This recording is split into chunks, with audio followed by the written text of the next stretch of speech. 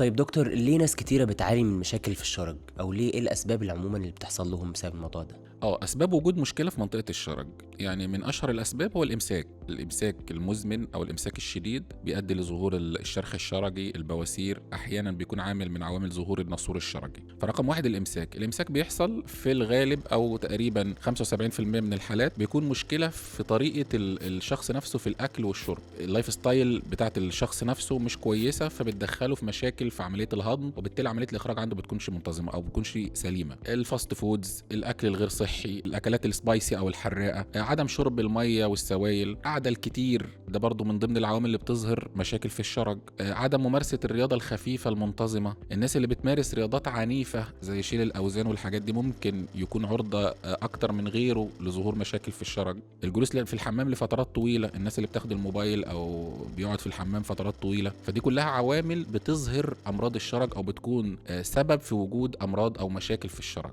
ودكتور، زي ما حضرتك عارف إن من أكتر الأمراض انتشارا اللي هي البواسير، فعايزين نعرف من حضرتك إيه هو مرض البواسير عموما، إزاي نقدر نتعامل معاه لو حصل لنا أو حسينا بالموضوع ده، إزاي نقدر نعالجه. كلمنا باستفاضة أكتر عن موضوع البواسير. طيب، البواسير هي عبارة عن انتفاخات في الأوعية الدموية اللي بتكون موجودة في قناة الشرج والجزء السفلي من المستقيم. البواسير نوعين، يا إما تكون بواسير داخلية منبعها أو منشأها الرئيسي من داخل قناة الشرج، أو بواسير خارجية على الجلد اللي حوالين الشرج. لو قسمنا البواسير الداخلية بتنقسم لأربع درجات. الدرجة الأولى دي بتكون داخل قناة الشرج، المريض ما بيحسش بيها تماما. الدرجة الثانية دي بتنزل أثناء الحمام وترجع تاني لوحدها داخل قناة الشرج. الدرجة الثالثة بتنزل أثناء الحمام والشخص بيضطر إن هو يرجعها بإيده تاني داخل الشرج. الدرجة الرابعة دي بتكون بواسير متدلية بصفة دائمة، موجودة على طول، ما بتدخلش تاني داخل قناة الشرج. دي طبعا آخر مراحل البواسير. البواسير الخارجية انتفاخات حوالين الشرج أو انتفاخات نازلة من الجزء السفلي من الشرج. لو اتكلمنا عن أعراض البواسير، المريض بيحس بإيه أو المريض اللي بيعاني من البواسير بيحس بإيه؟ في الغالب البواسير مرض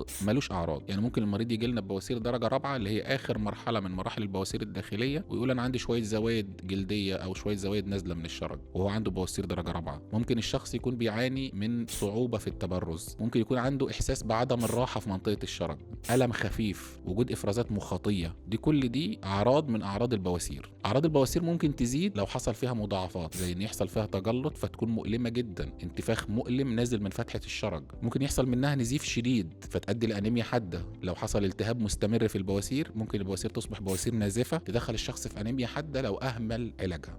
طيب دكتور، ازاي، عشان معظم الناس بتكون خايفة من موضوع البواسير ده، عشان لو حصل مثلا عملية او تدخل جراحي، يعني ازاي الناس تقلل خوفها من حاجة زي كده، او في نفس الوقت لو اتقال لهم ان محتاجين عملية او ممكن يتعالج بالادوية، يعني ازاي نقدر نحدد الموضوع دوت؟ طيب، ومش كل البواسير بيكون الحل أو العلاج بتاعها التدخل أو العملية. حلو قوي. لو المريض اتشخص بدري في المراحل الأولى من البواسير، يعني مريض جاي بألم خفيف، حرقان بسيط في الشرج، كشفنا عليه لقينا في عنده بواسير درجة أولى أو درجة تانية، بنقدر بشوية أدوية وكريمات موضعية مع شوية تعليمات بنقولها للمريض، المريض بيقدر يتغلب عن المشكلة ويعيش حياته كويس جدا بدون اي تدخل بدون جراحي. أي تدخل. لكن لو المريض جاله العرض ده وأهمل فيه وطنشه، المشكلة بتتفاقم، البواسير بتزيد من درجة أولى، درجة تانية، درجة تالتة، درجة رابعة، البواسير بيحصل فيها مضاعفات، تجلط، نزيف، لا ساعتها بنضطر للتدخل. وكل ما كان التدخل بدري كل ما كانت النتيجة أفضل. حاليا دلوقتي بقى في طرق حديثة جدا لعلاج البواسير، ما بقيناش نعتمد على الجراحة التقليدية، خلاص يعتبر يعني شبه انتهت بالنسبة لنا. احنا ما بنعملش العمليات الجراحية إلا نادرا جدا في حالات بسيطة جدا جدا من البواسير. دلوقتي بقى عندنا الليزر، تقنية حديثة بنقدر نعالج من خلالها البواسير، عملية بسيطة لا تتعدى 10 دقائق، المريض بيخرج من المستشفى بعدها ب4 ساعات، بيقدر يمارس حياته خلال أسبوع 10 أيام، بيرجع لحياته الطبيعية. عندنا دلوقتي الدوبلر ده بنقدر من خلاله نحدد الشريان او الوريد المغذي للبواسير ونعمل له عمليه ربط، فبالتالي بنقفل التغذيه الدمويه عن البواسير ويحصل لها ضمور وتنتهي بدون اي تدخل جراحي. في بعض الحالات زي البواسير الدرجه الرابعه اللي معاها سقوط في المستقيم او سقوط شرجي بنضطر نستخدم الدباسه، دي برضه تقنيه حديثه من التقنيات علاج البواسير.